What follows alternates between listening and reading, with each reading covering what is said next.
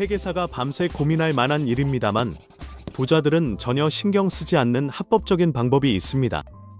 완전히 합법인데도 미국의 최상위층들이 세금을 거의 내지 않고도 막대한 현금을 마음껏 끌어다 쓰는 전략입니다. 수백억 원에서 수천억 원대 자금이 계좌를 오가는 일도 드물지 않습니다. 국세청은 그저 지켜볼 뿐입니다. 이 구조를 한번 이해하면 얼마나 시스템이 뒤틀려 있는지 바로 보입니다. 학교에서는 절대 가르쳐주지 않는 숨겨진 재무 전략의 한 예죠. 기본부터 다시 깔끔하게 정리해 볼게요. 돈을 벌면 세금을 냅니다. 그 돈을 투자에 불리면 그것을 현금화할 때 또 세금을 냅니다. 집을 팔면 세금을 내고 자녀에게 재산을 물려주면 세금이 부과됩니다. 같은 돈에 대해 3번, 4번, 심지어 5번까지 세금이 부과되는 느낌이 들죠. 평범한 사람들은 이걸 피할 수 없는 운명으로 받아들입니다. 그런데 부자들은 세법의 한 가지 근본적인 점을 이용합니다. 세법은 여러분이 빌린 돈을 소득으로 보지 않습니다. 생각해보세요. 대출은 소득이 아닙니다. 국세청은 빌린 돈을 소득으로 과세하지 않는다고 명확히 규정하고 있습니다. 여기서 시스템의 균열이 생깁니다. 보통 사람들은 대출을 일반적인 방식으로 사용합니다. 예를 들어 집을 살 때 3억 원가량을 빌려서 세후 소득으로 조금씩 갚아나가죠. 그런데 만약 아예 갚지 않는다면 어떨까요? 사기나 탈세를 한다는 얘기가 아닙니다. 금융생활 전체를 완전히 다른 원칙으로 설계한 결과입니다. 편의상 사망시까지 대출 전략이라고 부르겠습니다.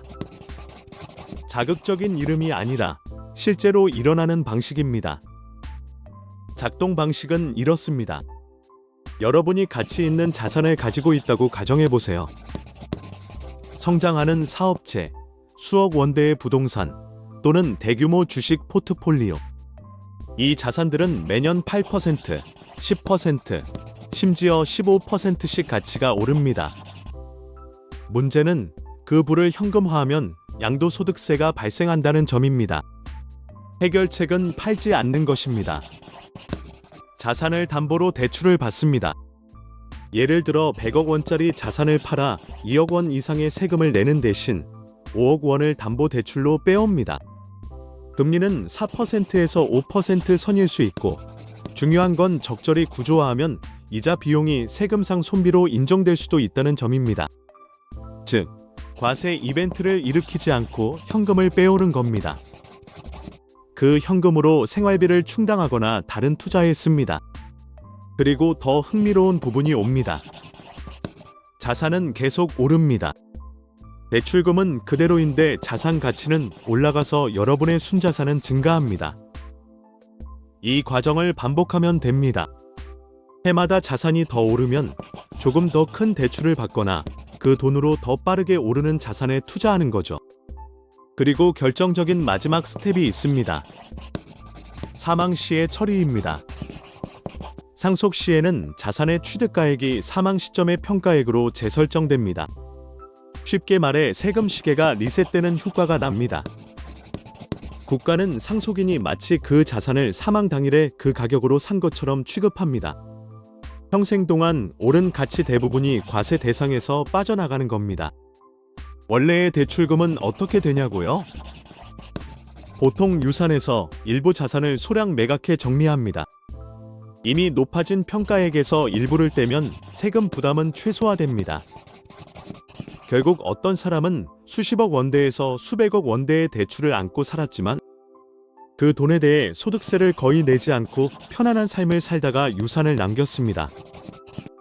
이 시스템에서는 빚이 부담이 아니라 도구입니다. 선택된 소수에게는 세금이 사실상 선택사항처럼 작동합니다. 그럼 불법 아닐까 의문이 들죠? 합법입니다. 다만 규칙을 교묘히 활용하는 방식입니다. 많은 사람이 이해하지 못하는 포인트는 이겁니다. 세법은 부를 억제하려고 만든 것이 아닙니다.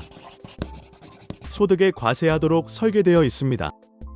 급여, 배당, 자산을 팔아 얻는 양도소득에는 과세하지만 빌린 돈은 빚, 즉 부채로 간주되기 때문에 과세하지 않습니다.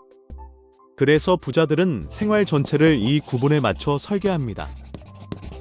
자산을 보유하고 가치가 오르면 그 자산을 담보로 빌립니다. 대출 자체는 과세 이벤트가 아니기 때문에 현금이 생겨납니다. 공격적인 전략인지 묻는다면 맞습니다. 누구에게나 열려있는가 묻는다면 그렇지 않습니다. 은행이 아무에게나 1억 원을 빌려주지 않는 것처럼 담보로 인정받으려면 상당한 자산과 신뢰성이 필요합니다. 사업을 갓 시작한 사람에게는 대출이 잘 나오지 않습니다. 안정성, 예측 가능성, 자산의 신뢰도가 뒷받침되어야 합니다. 예를 들어 수조 원대 사업을 가진 억만장자는 그 자산을 담보로 수조 원을 빌릴 수 있습니다. 반면 1억 원가량의 주식을 가진 개인은 같은 메커니즘을 쓰더라도 대출 조건이 훨씬 까다롭습니다. 여기서 공정성 문제도 제기됩니다. 하지만 이 전략이 완전 무결한 건 아닙니다. 첫째, 빚은 실제로 존재합니다. 피하는 게 아니라 연기하는 겁니다. 언젠가 그 빚은 청산돼야 합니다. 둘째, 시장 위험이 있습니다. 자산 가치가 40% 폭락하면 어떻게 될까요? 대출을 과도하게 끌어다 쓴 상태라면 자산 가치가 급락하면 큰 문제가 생깁니다. 대출 기관은 추가 담보를 요구하거나 상환을 요구할 수 있습니다. 세 번째, 금리가 중요합니다. 금리가 오르면 이 전략의 비용이 급증합니다. 금리가 오를 때 자산 상승률보다 대출 금리가 높아지면 여러분이 쌓아온 부는 실질적으로 줄어듭니다. 그리고 마지막으로 가장 큰 리스크는 정치적 변화입니다. 이 전략이 너무 흔해지면 입법으로 막힐 가능성이 큽니다. 과거에도 수십 년간 통하던 절세 전략이 하루아침에 바뀌어버린 사례는 많습니다. 지금은 허용되는 구조도 미래에는 완전히 금지될 수 있습니다. 그럼에도 불구하고 이걸 아는 것이 중요한 이유가 있습니다. 이 구조를 이해하면 부의 작동 방식을 알게 됩니다.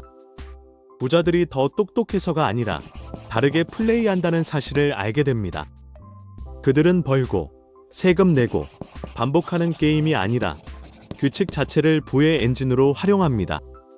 한편 연간 1억 원을 버는 누군가는 벌어들인 거의 모든 돈에 세금을 낼 수밖에 없습니다.